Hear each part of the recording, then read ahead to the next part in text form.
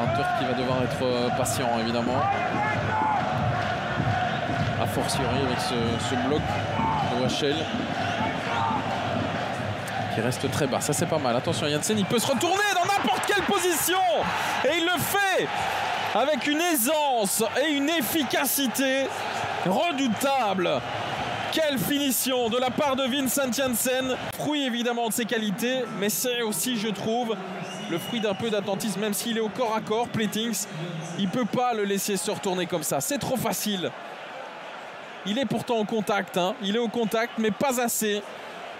Et là, il joue bien avec son corps aussi. Vincent Janssen, regardez avec son bras. Il joue tous les deux du bras et puis en s'écartant, en ayant cette petite distance par rapport à Wout Platings, il parvient à se retourner.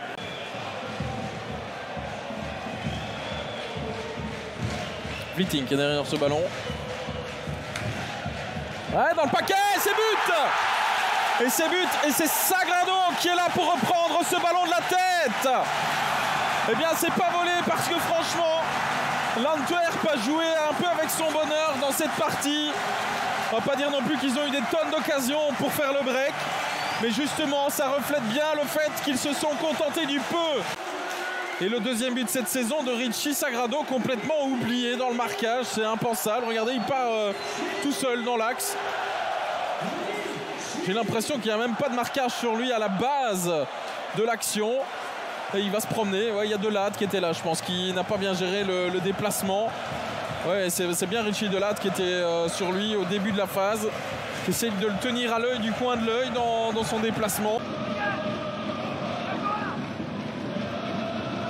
À part l'occasion de Price, le Standard n'aura quand même pas pu inquiéter Warleson jusqu'à présent dans cette seconde période. C'est pas terminé pour autant.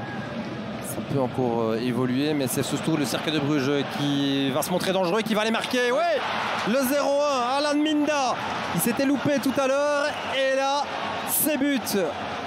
Un but qui fait mal, très très mal à cette défense du Standard qui finit par... Il fait ce que Go n'a pas réussi à faire tout au long du match. Et d'ailleurs tous ses coéquipiers en étant très très juste. Regardez le positionnement de Fossey. Van Heusden qui est sorti un petit peu de position. L'espace entre Bocadi et Fossey qui est trop grand. Et Minda qui joue très très bien le coup dans son contrôle, dans son premier contrôle, dans la gestion pour... Non, bien vu, très bien vu. Et attention parce qu'il y a Rapti sur la droite et il l'a vu. Le voici, la frappe possible. Oh, quelle pêche monstrueuse de Kerim Emrapti. Nordin, il a balancé toute sa frustration là-dedans. Ouais, exactement. Je me disais avant qu'il ait le ballon, est-ce que s'il contrôle, il va pas perdre du temps? Et quand je le vois contrôler, je dis ah, il va perdre du temps. Mais la frappe est fantastique. Maurice, il peut une rentrée en très vite la remise en jeu, mais alors c'est surtout la déviation ici de Loberbach qui fait toute la différence. Incroyable. Que c'est bien vu. Le petit coup d'œil aussi. Emrapti est complètement oublié, il est seul. Et là, il fusille Maurice complètement. En fait, la frustration, c'est que c'est d'une rentrée en touche. Après la déviation, ça c'est du talent. Et ici, finalement, regardez, ils sont pas tout à fait déséquilibrés. Hein, ils reviennent. Mais la frappe est fantastique. Mais on a quand même... Quelqu'un a quand même oublié Emrapti, Nordin. Alors là, il y a la vista de Skov, qui est incroyable. Il a regardé une fraction de seconde, il a vu qu'il y avait son coéquipier qui était là. Donc la passe est impeccable. Mais Emrapti se retrouve quand même tout seul. Oui, mais en fait, c'est pas vraiment ça, c'est la déviation. Il y avait une possibilité justement avec le nouveau venu sur la gauche. Sur la Storm. Il n'est pas fort en vitesse. Ouais. Et Storm, il adore ce genre de mouvement-là, évidemment, face à Borges. Storm qui parvient à écarter sur la droite. La frappe des Romans. Ça termine dedans. Geoffrey Hermans sur une reconversion offensive, évidemment. Et là, c'est un coup très dur, évidemment, pour l'Union. Ouais, c'est très dur. J'allais dire, Hermans, c'est tout bon. Il est moins bon parce qu'il n'est pas rapide. Un crochet, un deuxième crochet, un troisième crochet. Et puis, ouais, Romain, quelle lucidité encore pour Nicolas Storm. Et là, ce ballon, voilà, on va mieux le voir avec cet axe-ci. Est-ce qu'Anthony Maurice peut faire mieux? Ouais, non, ça vient vite. Il la touche, Anthony Maurice, mais ça vient vite, ça rebondit devant lui. C'est pas simple. Pour le même prix, et Romain se le met de l'autre côté. Donc, c'est pas de chance pour Maurice parce qu'il faut être honnête que Romain rate un peu sa frappe. Hein. Ouais, elle est croquée, il y a un petit bond. Et je pense que le fait qu'il rate sa frappe, ça perturbe un peu Maurice parce qu'il dit tiens, est-ce qu'elle part à droite, est-ce qu'elle part à gauche? Braqueurs. Il essaie de sortir proprement, c'est bien vu de la part de Loberbach. Et ça aussi, on entend directement, ça accélère vers Roman. C'est là, il y a de la place avec Malédé. Maintenant, avec Belgali qui dédouble. Le voici, Belgali pour la frappe maintenant pour le 3-0. Quel but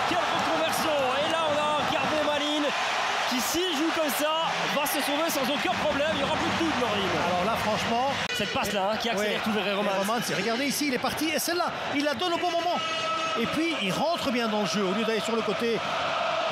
J'espère que c'était vraiment pile poil au bon moment. Ouais. Regardez comment il passe. Parce que je pense qu'à mon avis, Monsieur Daum va quand même tirer la ligne. Oui. Je me demande s'il va pas quand même tirer la ligne. Pour moi, il est pas en jeu. Spontanément, je dirais qu'il ne l'est pas. Impossible. Mais il n'y a rien à faire. On sent des joueurs qui ont repris confiance, qui ont retrouvé le goût au foot. Hein, peut-être, on exagère évidemment en disant ça, mais il faut comprendre le sens de nos propos. Il est bien donné. Il est très bien donné. C'est 4-0. David Bates qui vient mettre une claque à l'Union Saint-Gilloise. Une grosse claque. Oui, vous avez raison. C'est vraiment une claque parce que la défaite, là, il ne faut pas quand même qu'elle laisse des traces. Hein, vous l'avez dit, un match de Coupe d'Europe. McAllister n'est plus là, évidemment. Mais il y a des joueurs de taille, il y a des joueurs puissants. Il n'y a personne qui le prend. Il arrive, ils sont 3, ils sont à l'arrêt, ils sont fatigués, ils sont déçus. Mentalement, ils ne sont pas bien. Elle est belle, hein, ceci dit, extrêmement bien placée de la part du défenseur écossais. Il avait déjà mis 3 buts avec Malin, c'est son 4e. Mais regardez, quand le corner est bien donné, vous devez juste la dévier. Ouais, superbe détente, superbe timing. En beauté, on l'espère, avec cet Anderlecht Westerlo. L'année dernière, le match avait eu lieu aussi en début de saison, en tout cas au mois de septembre. Et figurez-vous que dans la compo anderlechtoise par rapport à l'année dernière, il n'y a plus que 2 joueurs qui sont encore là, donc énormément de changements. Et déjà, un Sporting qui file vers l'avant. Est-ce que c'est but? Oui! C'est but après 29 secondes à peine! Dolberg qui fait 1-0 sur un centre de Léonie. Ouais, ça c'est incroyable, un début de match mais parfait pour Anderlecht, un super centre et la finition, super ballon en tout cas, il ne pouvait pas mieux rêver de commencer le match. Super ballon, belle finition, rien à dire. Mais on peut parler de la défense de Westerlo là qui est prise à froid. Alors on voit ça avec vous, Silvio, Léonie qui va chercher la profondeur et c'est Flips qui lui donne les ballons. Hein. Oui, c'est un super ballon, mais aussi la position de Raman est très intéressante parce qu'il attire un défenseur. On se posait la question, est-ce qu'il va aller sur le côté ou pas? Mais non, c'est lui qui crée l'espace pour Dolberg qui arrive dans son dos et il se lance bien, il touche le ballon du bout du pied. Il n'y a rien à faire pour le gardien. J'estime que ce mouvement, ou en tout cas que cette coupe de balle est involontaire. Vertonghen. Oh, il est bon. Quel but de Jan Vertonghen. Qu'est-ce qu'il nous a fait Incroyable ce qu'il parvient à sortir comme geste. Jan Vertonghen, enfin 2-0 pour Anderlecht. Il aura fallu attendre. C'est bon pour les Anderlechtois. Ouais, le match est plié clairement. Et là, il nous fait une roulette là, magnifique. Et puis la frappe du pied droit bien croisée. Il pourra dire cette semaine à Raman, mais regarde, ça c'est un geste d'attaquant. Je suis défenseur, mais moi je sais la mettre. Ah, c'est bien joué. Yopla. Oui. Et on parlait de Reynolds qui était peut-être fatigué d'avoir défendu tout le match sur... Et le Standard n'a pas voulu le faire revenir. Ça, il n'y a pas beaucoup de personnes qui le savent. Mais après voilà, il avait une possibilité avec Anderlecht, mais la première. Attention à ce ballon, parce que c'est but, c'est 2-1 et c'est pas terminé dans ce match. D'ailleurs, Jordanov, Westerlo qui se réveille et ça va nous donner une fin de match palpitante. L'entraîneur après qui marque, voilà, moi je dois être sur le terrain. Et Matsuo là, qui va lui donner un bon ballon. Attention Anderlecht de ne pas s'endormir dans ces derniers moments. Là c'est pas bien joué. Là on regarde que le ballon, on ne regarde pas l'attaquant. On a ses yeux sur le ballon. C'est pas bien défendu du côté d'Anderlecht. En faveur des Buffalo. Très mauvais passe là par contre. De la part de Dessart qui tente de se rattraper sur Kaya, il le fait très bien. Dessart avec un tacle propre réussi, même si ça défend bien aussi en face. Delorge qui sert maintenant Koita. Qu'est-ce qu'il peut nous servir? Koita, une frappe évidemment du pied gauche et ça rentre déjà dans ce début de match. Saint-Tron qui fait la différence dans les 10 premières minutes de jeu et c'est loin d'être volé. Une possession largement en leur faveur et des séquences abouties. À l'image ici de cette excellente récupération, on joue rapidement vers l'avant via Koita et on connaît les anses techniques de Koita, sa faculté aussi à tirer malgré des espaces réduits. C'est réussi pour Koita qui inscrit son 2e but de la saison et qui permet donc à Thorsten Fink et à Saint-Tron de mener 0-1 ici à la Galemco. Incroyable, hein, on le laisse. Hein. Avec le pied gauche de Stukers. Il est tendu, il est très tendu ce centre-là, ça revient chez qui? Ça revient chez Delorge. Ah, c'est une belle histoire pour le jeune Belge de 19 ans qui inscrit son tout premier but en Pro League. Lui qui est revenu d'un prêt, qui prend 2 longueurs d'avance après ce corner parfaitement donné par Stuckers, repris de la tête par Ashioka. Et puis un petit coup de chance, c'est vrai, parce que ce ballon revient dans les pieds de Delorge, qui termine et inscrit le 2e but de Saint-Tron. Début parfait pour les Limbourgeois. Il n'était absolument pas au courant de ce qu'il se passait autour de lui, à voir si ça va coûter cher à Saint-Tron. Est-ce que ce but est validé? Apparemment c'est le cas. Réduction du score sur ce corner parfaitement donné par Sven Kums. Et qui d'autre que Gift Orban pour réduire la marque à la 35e minute de jeu, alors que Saint-Tron était l'une des équipes qui encaissait le moins de buts sur phase arrêtée. Là, il plie une première fois dans cette partie. On revoit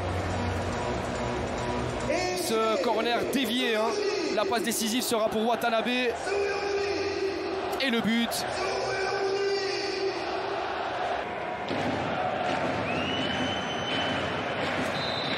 Attention, ils se sont déjà fait peur à plusieurs reprises sur corner, et ça sera encore le cas ici avec Torunariga qui égalise en faveur des Buffalo.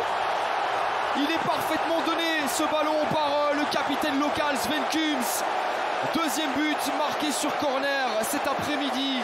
Cette rencontre est complètement relancée et toujours aussi attractive à suivre. Ah, elle est parfaite cette finition. Bref, si cette équipe brugeoise joue vite, c'est un rouleau compresseur qui va s'installer.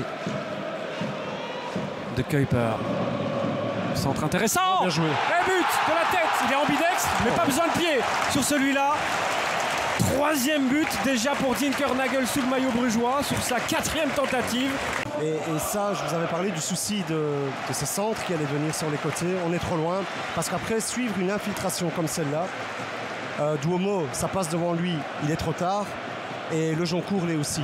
Franchement, pour avoir essayé dans ces situations, Benjamin, c'est... Tu n'as pas touché beaucoup de ballons. Non. Mais attention à la faculté de réaction des Bruxellois. Riquelme et l'arrivée de Dessart en infiltration. Deuxième poteau, égalisation. Oui, quelle réaction des Molenbeekois. Sanchez, un partout, même pas 1 minute après le but de Dinkernagel. Ça, c'est formidable pour les Molenbeekois, effectivement. Je crois qu'ils n'en espéraient pas tant. On peut dire merci aussi. Vous parliez de passivité tout à l'heure. D'Alexis Dessart. Pour ça. Vous voyez, ce ballon, il est vicieux parce qu'il est bondissant. Et là, il n'est pas assez autoritaire, mais que le. Et dans un second temps, Buchanan n'ose pas commettre la faute. Oui. Il n'ose pas parce que Dessart est lancé. Et finalement, regardez, tous les défenseurs brugeois ne prennent jamais l'information de la position de Sanchez, qui a tranquillement attendu que le ballon lui arrive au 2e poteau. Voilà. Bien fait, du jeune Français formé à Lyon, on le rappelle. Parfait, un bon plat du pied. 2e assist d'Alexis Dessart cette saison. Rappelons aussi qu'au un quart d'heure. Ça se confirme. Attention, cette relance dans l'axe de Diallo, interceptée par l'autre numéro 15, Onyedika, qui permet à Noussa d'arriver lancé et de se créer déjà une opportunité de l'autre côté. Eskevolson, 2-1. Incroyable, 3 minutes, 3 buts. Et Bruges reprend déjà les devants. Et voilà, cette passe-là. Là, parce que là, on n'est plus en place. Ça va très vite, ça va trop vite. On ne peut pas commettre la faute. C'est fini. Un Norvégien pour un Danois. Et ce sont les hommes venus du froid qui, dans la canicule belge, redonnent l'avantage aux Brugeois. C'est un avis purement personnel, mais je ne sais pas si Klaus peut encore à la fin. Bonne récupération des Brugeois. Et Thiago qui résiste à la charge une première fois, pas une deuxième. Il a, je pense, marché sur son adversaire. Ça joue et c'est but. On en parlait de Thiago. Non. C'est lui qui est à la conclusion de sa première occasion. Oui, vraiment, c'est ça. Bon centre, vraiment bien placé au cordon. Et Alouadi a marqué 3 fois cette saison. Les 2 premiers ont marqué en première mi-temps. S'il intervient bien, et je crois. Quoi. Dans sa reprise d'appui, Alex, c'est limite. Thiago, on ne voit pas ici. Ouais. Oui, mais à faire exprès, c'est une chose. Faire une faute, c'est vrai qu'une autre. C'est-à-dire que ça se passe dans un second temps. C'est pas sur le tacle qui lui écrase le. Là, c'est trop tard, mais Sabé, pas mal, hein, son entrée. Ouais, super. Ouais.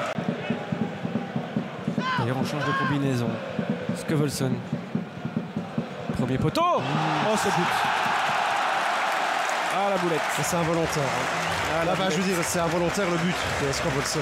Là, il veut centrer. Il veut centrer. Et c'est un peu dommage parce que j'observais la position de Duomo.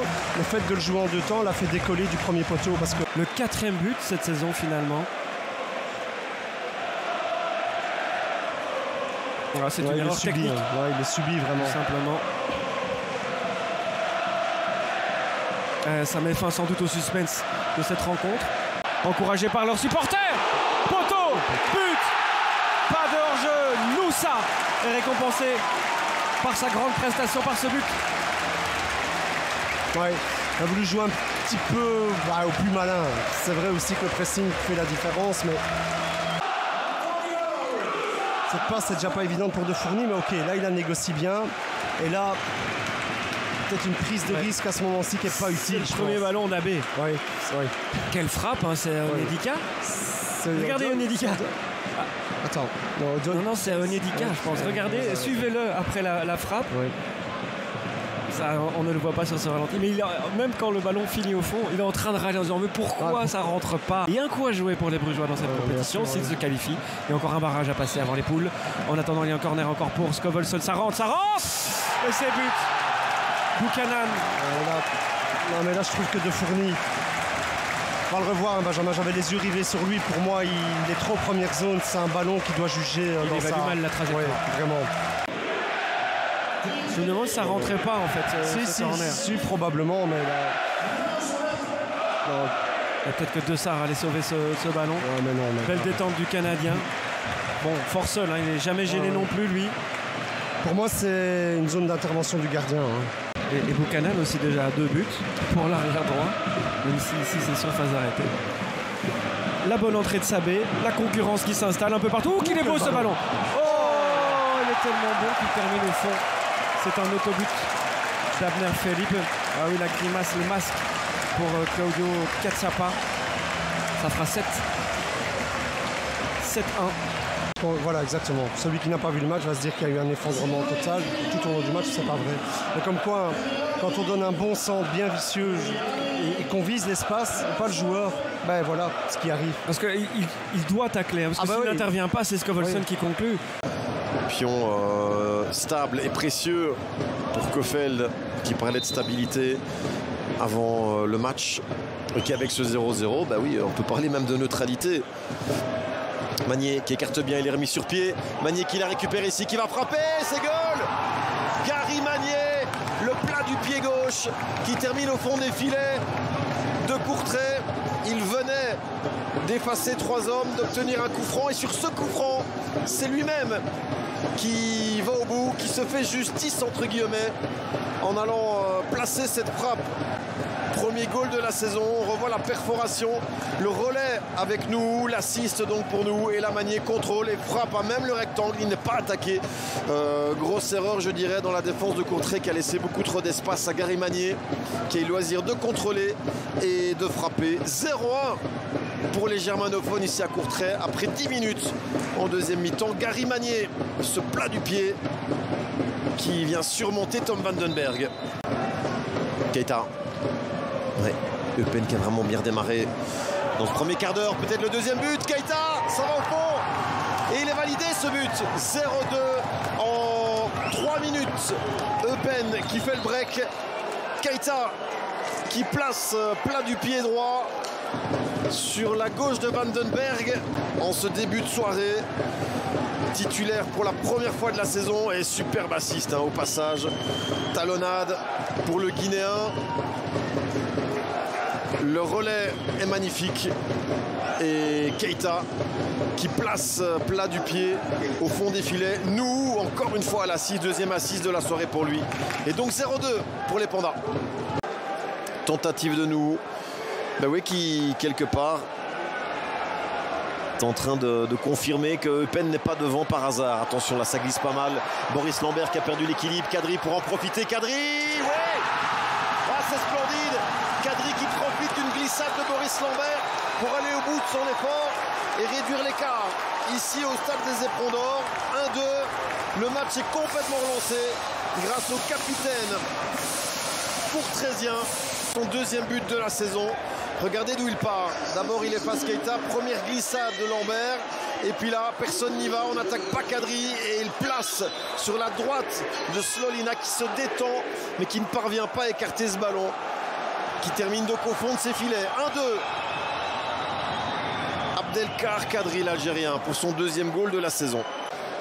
Après cet arrêt de jeu, Courtrai à 10 pour terminer donc l'exclusion d'Avenatti. Charles Cook dans la surface. Charles Cook, il est passé. Charles Cook pour le troisième. Oui, 1-3. Jérôme Déhomme et le banc eupénois qui exulte et qui envahit le terrain pour aller célébrer ce troisième but des Pandas. Jérôme Déhomme monté en cours de rencontre qui profite de ce bel effort de Charles Cook. C'est pas mal du tout. Le travail de Charles Cook pour éliminer, déstabiliser même son adversaire. Le centre en retrait et Jérôme Déhomme au bon endroit, au bon moment. Et le geste juste aussi pour battre Tom Vandenberg qui prend son 9e goal en 10 matchs. En 10 matchs que dit son 9e goal en 2 matchs.